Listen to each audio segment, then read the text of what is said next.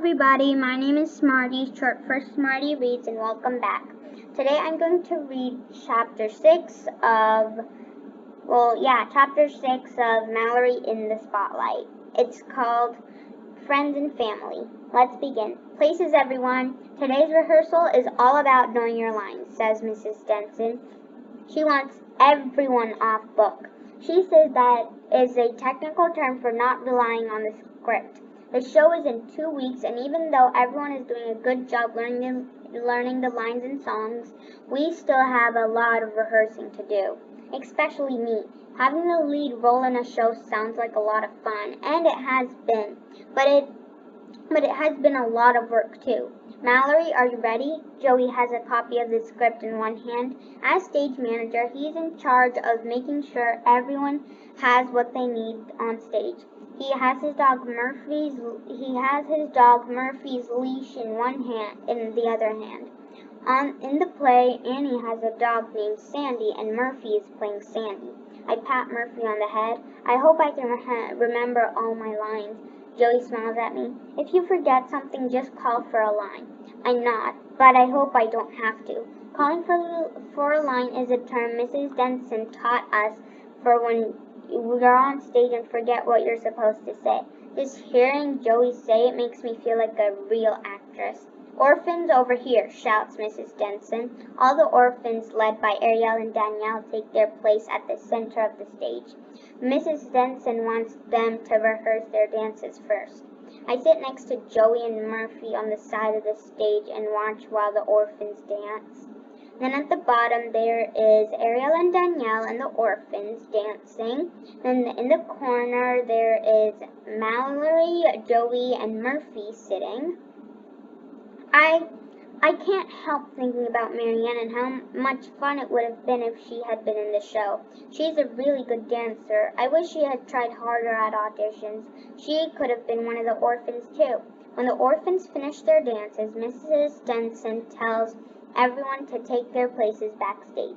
We're going to start at the beginning and go all the way through the show today, she says. Backstage, any part of the show not in the acting area. When she signals for us to start, I watch as one of the orphans says the opening lines. Then it is my turn. I walk out on the stage. I'm always a little bit scared to begin with, but once I do, it's amazing how quickly I start to feel more like Annie than Mallory. As we go through the show, Mrs. Denson gives lots of directions. Mallory, over here. Orphans, over here. Over there. Everyone, speak up, speak slowly. Use your stage voices. Joey works from the side of the stage, feeding lines to whoever forgets them. The good news is that I'm not one of those people. Even though I have everything memorized, it's still hard to remember it all when you go through the whole show. Now I know why actors rehearse a lot before a show. Everyone take a break, Mrs. Denson yells from the front of the auditorium. We're halfway through the show. You have 5 minutes. When I call you, please be prepared to finish rehearsing. Ariel and Danielle follow me as I walk backstage. Mallory, you're doing a great job as Annie, says Ariel. And Danielle smiles and nods. Really great. Thanks, I say. They almost never have anything nice to say. It makes me feel good when they do, especially this. I'm trying hard. Ariel nods. It's totally obvious. When she gets a funny look on her face, there's something else that isn't so obvious. I haven't seen you and Marianne together much lately. I shrug like I don't know what to say, and the truth is, I don't. Marianne and I haven't been together much lately, but I'm not sure I want to talk to Ariel and Danielle about it. Yeah, says Danielle, you guys are like best friends, and best friends always hang out together. Always hang together. Danielle slips her arm through Ariel's. We're best friends and we're always together. Danielle is right. Best friends are supposed to hang together. I've noticed that she doesn't even sit with you at lunch, says Ariel. I pick a fuzzball off my sweater. Maybe I can talk to Ariel and Danielle about it. Just a little bit. Ever since we started play practice, she hasn't been sitting with me at lunch or walking with me to school or even talking to me very much, I say. Danielle slips her free arm through mine like, now, Ariel, Danielle, and I are a threesome.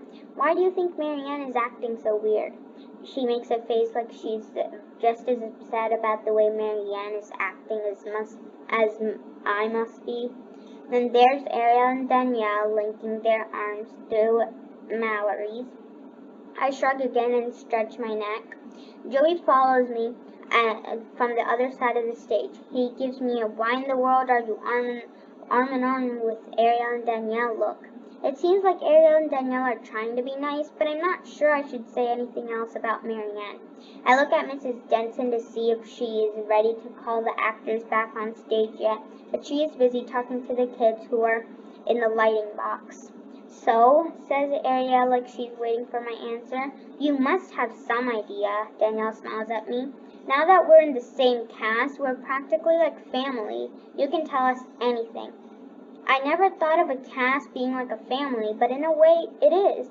I look across the stage at Joey, but he is busy talking to the kids who are doing lighting. Maybe it will be good to talk to Ariel and Danielle about what's been happening and why Marianne has been acting so weird lately. I take a deep breath. It just seems like things with Marianne have been different ever since this whole play thing started. I pause. Ariel looks at me like I should go on, so I do. When I got the lead and she didn't get a part, it seems like she kind of quit talking to me. You know, like maybe she got jealous or something. Ariel and Danielle look at each other, then they look at me like they understand what they're talking about. Time to start, calls out Mrs. Denson. Joey mentions motions for cast members to find their places on stage. When Ariel and Danielle are with the other orphans on the center stage, he walks over to where I'm standing. It looks like you were having a deep conversation with Ariel and Danielle. His voice a little sharper than usual, like he doesn't approve. It's no big deal, I say. We were just talking. I don't trust them, says Joey, and I don't think you should either. He gives me a serious look. Even though you're in the same show, it doesn't mean that they're your friends. And then to the side, there is Joey. I think about what Ariel said about a cast being a family. Ever since we started play rehearsals, Ariel and Danielle have been nice. It seems like they want to be my friends. They want to be my friends. Places, says Mrs. Denson. Joey gives me the conversation is over, but I hope you'll think about what I said. Look. I watch as he gives the orphans the cue to start their next song. Cue, a signal that starts a change of any kind during a performance. I like to give Joey a cue to stick to his job as a stage manager, not a friend manager. That's the end of that chapter. I'll see you next time when I read a letter. Bye, everyone.